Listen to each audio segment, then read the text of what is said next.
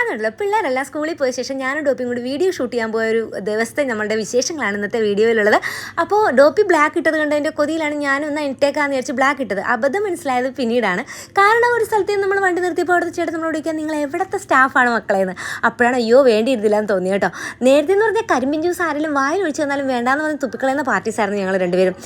കരിമ്പിൻ ജ്യൂസുള്ള board കണ്ട് നമ്മൾ ഇറങ്ങി വേറെ കൊണ്ടല്ല. ഈ കരിമ്പിൻ ജ്യൂസിന് ഭയങ്കര ഗുണമാണ് അത്രേ. കഴിഞ്ഞ ദിവസം ക്ലാസ്സിൽ നിന്നാണ് എനിക്കത് മനസ്സിലായത്. എനിക്ക് എല്ലാ ദിവസവും രാവിലെ ഞങ്ങളുടെ VBS ക്ലാസ് ഉണ്ട്. അപ്പോൾ അവിടെ നിന്നാണ് ഞാനിതൊക്കെ അറിഞ്ഞത് കേട്ടോ. അപ്പോൾ അങ്ങനെ അവിടെ ചെന്ന് വണ്ടിയിലിരുന്ന് ഉറങ്ങുകയായിരുന്ന പയ്യനെ വിളിച്ച് കുലുക്കി എഴുന്നേപ്പിച്ച് കൊണ്ടുവന്ന് നമ്മൾ കരിമ്പിൻ ജ്യൂസ് അടിക്കാൻ കൊണ്ടുവന്ന് നിർത്തി കേട്ടോ. കരിമ്പിൻ നിറച്ച് തേനീച്ചയായിരുന്നു, നിറയെ തേനീച്ച, അവിടെ മുഴുവൻ തേനീച്ചയായിരുന്നു കേട്ടോ. എന്തായാലും അതൊക്കെ കണ്ട് ആസ്വദിച്ചിരുന്ന കരിമ്പ് ജ്യൂസ് ഇങ്ങനെ ഉണ്ടായിക്കൊണ്ട് നിൽക്കുമ്പോൾ ആ മെഷീൻ്റെ ഡീസൽ തീർന്നു പോയി. പിന്നെ എന്ത് ചെയ്യും, ഒരൊറ്റ ഗ്ലാസ് കരിമ്പിൻ ജ്യൂസാണ് കിട്ടിയത്.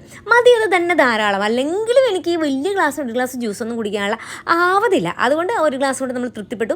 ഞാൻ പകുതി കുടിച്ചു. അത് കഴിഞ്ഞിട്ട് ഡോപ്പി കൊടുത്തു. അപ്പോൾ ഡോപ്പി ആദ്യം പറഞ്ഞു നീ ഒറ്റക്ക് കുടിച്ചോ എന്നൊക്കെ പറഞ്ഞു. ആൾക്കും വേണമായിരുന്നു, എന്തായാലും നീ ഒറ്റക്ക് കുടിച്ചോ എന്നൊക്കെ പറഞ്ഞു. പക്ഷേ എനിക്കത് ഞാൻ പറഞ്ഞില്ല, എനിക്ക് അത്രയൊന്നും കുടിക്കാൻ പറ്റില്ല. അങ്ങനെ ഞങ്ങൾ രണ്ടുപേരും കൂടെ ഷെയർ ചെയ്ത് കുടിച്ചു. അപ്പോൾ നമ്മളിന്ന് സി വിത്ത് എലിസ എന്ന് പറയുന്ന നമ്മുടെ ചാനലിന് വേണ്ടിയിട്ടാണല്ലോ വീഡിയോ എടുക്കാൻ പോകുന്നത്. അപ്പോൾ നമ്മൾ ചോദിച്ചും പറഞ്ഞൊക്കെ നമുക്കിങ്ങനെ പോകേണ്ടത്. ഏകദേശം നമുക്ക് സ്ഥലം അറിയാം, എന്നാലും എന്ന് ചോദിച്ചും പറഞ്ഞൊക്കെ പോകണമായിരുന്നു. അപ്പോൾ അങ്ങനെ ഞങ്ങൾ മെയിൻ റോഡ് കഴിഞ്ഞത് അവിടെ ഒരു ഉള്ളിലെ വഴിയിലേക്ക് എത്തി. നല്ല രസമുള്ളൊരു സ്ഥലം, ശാന്തമായ സ്ഥലം. വഴിയിലാണെങ്കിൽ ആരുമില്ല, അങ്ങനത്തെ ഒരു ഏരിയ കേട്ടോ. ഇപ്പോൾ ഡോപ്പി പറയാം നമ്മുടെ നാട്ടിലൊക്കെ വഴിയിൽ എന്തൊരു ആളുണ്ടാവും, ഇവിടെ ആരും ഇല്ലല്ലോ എന്ന്. അങ്ങനെ നമുക്ക് വീഡിയോ എടുക്കാനുള്ള ആ വീട്ടിലേക്ക് നമ്മൾ എത്തി.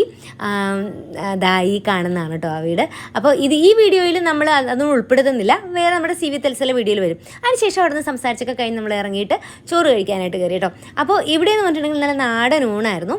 നല്ല സൂപ്പറായിട്ടുള്ള ചോറും കറികളും നല്ല രസമുണ്ടായിരുന്നു കേട്ടോ. അപ്പോൾ അവിടെ ഞങ്ങൾ മീൻ എന്താ ഉള്ളത്, വറുത്തത് വേണമെന്ന് ചോദിച്ചപ്പം അയലയുണ്ട്, കൊഴുവ ഉണ്ടെന്ന് പറഞ്ഞു. അപ്പം കൊഴുവ കൊണ്ടുവരാൻ പറഞ്ഞു.